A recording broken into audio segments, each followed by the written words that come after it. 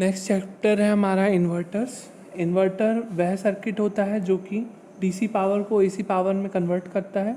जो भी हमें डिज़ायर्ड आउटपुट वोल्टेज चाहिए और फ्रीक्वेंसी, उसमें हमें आउटपुट हमें प्राप्त होता है। इन्वर्टर्स में टाइप्स होते हैं, जनरली 4 टाइप्स के इन्वर्टर्स होते हैं: voltage source inverter, current source inverter, series inverters और पैरेलल इन्वर्टर्स। सबसे पहली कैटेगरी जो इन्वर्टर्स में है वो है वोल्टेज सोर्स इन्वर्टर।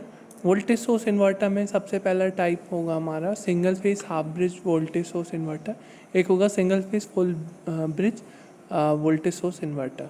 तो single phase half wave voltage source inverter का जनरली फंक्शन क्या होगा, जैसा कि मैंने आपको इन्वर्टर बताया, डीसी टू एसी, डीसी को एसी में बदलना, है ना। तो डीसी पावर है आपका एसी में परिवर्तित होगा। तो यहाँ पे वोल्टेज सोर्स है, तो वोल्टेज सोर्स इन्वर्टर क्या करेगा, यह डीसी इनपुट वोल्टेज को एसी आउटपुट वोल्टेज पे परिवर्तित करेगा, है ना। तो वोल्टेज सोर्स इन्वर्टर वह कहलाता है। इसमें सबसे पहले हम ये वाला सर्किट देख रहे हैं। हम यहाँ पे single phase half bridge voltage source inverter use कर रहे हैं। यहाँ पे जनरली थायरिस्टर का यूज़ किया है हमने। थायरिस्टर का जनरली यूज़ इन्वर्टर्स के केस में बहुत कम किया जाता है। जनरली मॉसफेट या आईजीबीटी का यूज़ किया जाता है। तो हम यहाँ पे अभी फ़िलहाल तो थायरिस्टर्स का यूज़ करते हुए सर्किट पढ़ रहे हैं। एक्चुअली ये इसलिए थायरिस्टर का ड्रॉबैक ये हो जाता है इन्वर्टर सर्किट में कि इसे डीसी सप्लाई के साथ फेड किया जाता है। तो डीसी सप्लाई होने के कारण इसको कम्यूटेट नहीं किया जाता। तो इधर इसे कम्यूटेट करने के लिए एक एडिशनल सर्किट और लगता है, एक्सटर्नल सर्किट जिसे हम बोलते हैं, जो कि होगा कम्यूटेशन सर्किट। तो कम्यूटेशन सर्किट जो कि थायरिस्टर को टर्न ऑफ करने के लिए यूज़ किया जाएगा। तो यहाँ पे एक एडिशनल सर्किट यूज़ करना पड़ेगा हमें थायरिस्टर को टर्न ऑफ करने के लिए। इसलिए हम जनरली पावर ट्रांजिस्टर्स का यूज़ करते हैं वोल्टेज सोर्स इन्वर्टर्स में, कंपैरेटिवली थायरिस्टर की तुलना में, क्योंकि थायरिस्टर के ये ड्रॉबैक होते हैं। अब इसके बाद जैसे हम ये सर्किट में देख रहे हैं, 2 डायोड्स भी लगे हुए हैं और 2 थायरिस्टर्स, और वोल्टेज सप्लाई को 2 पार्ट में स्प्लिट किया गया है। 3 वायर डीसी सप्लाई हम इसको कह सकते हैं। 3 wire DC supply Vs/2 Vs/2 इस प्रकार से है, और लोड इसके जुड़ा हुआ है through T1 and through T2। तो अब ये कंडक्शन कैसे होगा इसमें हमें देखना है। लोड जनरली यहाँ पर R लोड भी हो सकता है, RL लोड हो सकता है, RLE लोड हो सकता है। तो हमने लोड कंसिडर कर रहा, लोड कुछ भी हो सकता है यहाँ पर, उसके हिसाब से हम वेव फॉर्म देखेंगे। तो आप देख रहे हैं प्लस माइनस Vs/2 और यहाँ पे थायरिस्टर T1 है। तो इस केस में थायरिस्टर T1 जो है वो फॉरवर्ड बायस है Vs/2 की वजह से, और थायरिस्टर T2 भी जो है वो फॉरवर्ड बायस है Vs/2 की वजह से। तो इस केस में थायरिस्टर T1 और थायरिस्टर T2 जो है फॉरवर्ड बायस है, इसे किसी भी इंस्टेंट में ऑन किया जा सकता है। तो किसी भी इंस्टेंट में इसे ऑन किया जा सकता है। तो इस पर्टिकुलर थायरिस्टर T1 और T2 को हम पर्टिकुलर इंस्टेंट्स पे ऑन करेंगे। जैसे हमारा टोटल टाइम पीरियड होगा T और हाफ टाइम होगा T/2, है ना। तो जनरली 0 से हम बोल सकते हैं 0 से T/2 तक, है ना। 0 से T/2 तक हमने किसको गेट पल्स दी, थायरिस्टर T1 को। तो 0 से T/2 तक हम जब थायरिस्टर T1 को गेट पल्स देंगे तो थायरिस्टर T1 कंडक्ट करेगा, और लोड करंट कैसे फ्लो होगा, इस प्रकार से दिखा। तो इस पाथ में लोड करंट फ्लो होगा। ठीक इसी प्रकार से एट T=T/2 पर हम थायरिस्टर T1 को फोर्स कम्यूटेट करेंगे। फोर्स कम्यूटेशन करना पड़ेगा यहाँ पे, ये नेचुरल कम्यूटेट नहीं होगा। इसको इस पॉइंट पर फोर्स कम्यूटेट किया जाएगा थायरिस्टर T1 को एट T=T/2 पर, और एट T=T/2 पर ही हम गेट करंट किसको देंगे, थायरिस्टर T2 को, जिसकी वजह से वो कंडक्ट करेगा। तो थायरिस्टर T2 कंडक्ट करेगा। तो जो हम उससे पहले अगर हम लोड वोल्टेज की वेवफॉर्म देख लें तो देख सकते हैं, जब हम T1 जब कंडक्ट कर रहा था तो लोड करंट इसी डायरेक्शन में फ्लो हो रहा था।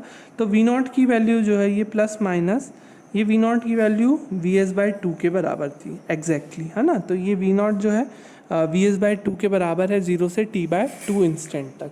इसके बाद वाली इंस्टेंट में देख सकते हैं हम इस पॉइंट के बाद जब हम गेट करंट देंगे थायरिस्टर T2 को इस पॉइंट पर, तो इस केस में क्या होगा, जो करंट है वो ऐसे फ्लो होगा, है ना।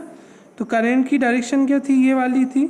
हम अब जो करंट फ्लो होगा इसके अपोजिट में होगा, तो जो Vs/2 है वो इस तरीके से अपीयर होगा यहाँ पर। ये Vs/2 ये प्लस है और ये माइनस है, तो V0 की वैल्यू क्या होगी, माइनस Vs/2 होगी। देखो ना, minus V0 minus Vs/2 equals to 0, तो V0 की वैल्यू क्या हो जाएगी, माइनस Vs/2। तो t/2 से लेकर t तक V0 की वैल्यू जो होगी वो क्या होगी, माइनस Vs/2। तो इस प्रकार से ये कब तक चलता रहेगा, जब तक कि गेट करंट आपने दिया है थायरिस्टर T2 को।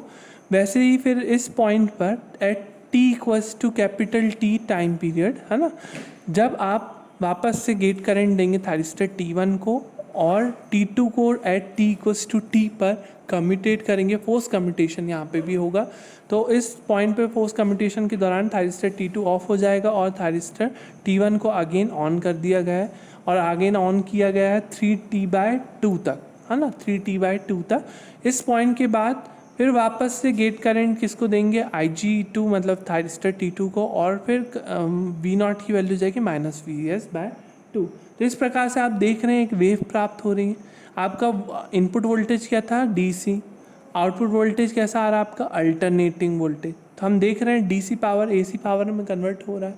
तो हाफ ब्रिज इन्वर्टर से हम इस प्रकार से वोल्टेज कन्वर्जन कर सकते हैं DC वोल्टेज को AC वोल्टेज में। तो हमारे यहाँ पे लोड वोल्टेज जो है एक अल्टरनेटिंग वोल्टेज है जिसका एम्पलीट्यूड क्या है Vs/2 और जिसका टाइम पीरियड है हमारा टोटल T, और फ्रीक्वेंसी हम बोल सकते हैं 1/T। तो हमारा लोड वोल्टेज है यहाँ पे alternating voltage waveform whose amplitude is Vs/2 and frequency is 1/T।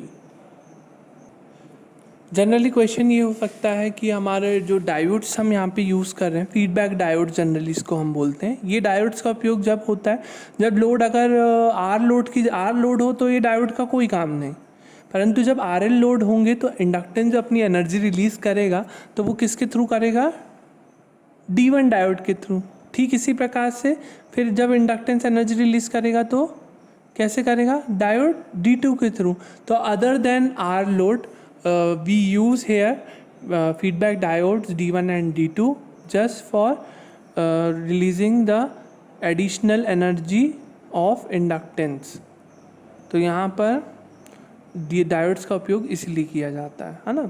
यहाँ पे इसलिए मैंने लोड आर नहीं लिखा, आर लोड यूज़ करेंगे तो हमारे जनरली डायोड्स वहाँ पे कोई यूज़ के नहीं है। और यहाँ पे थायरिस्टर T1 T2 की जगह हम पावर ट्रांजिस्टर्स का यूज़ कर सकते हैं। पावर ट्रांजिस्टर्स में हम बेस करंट को पॉजिटिव और नेगेटिव करके या गेट करंट को पॉजिटिव नेगेटिव करके टर्न ऑफ या टर्न ऑन किया जा सकता है। वो फुली कंट्रोल्ड स्विचेस होते हैं।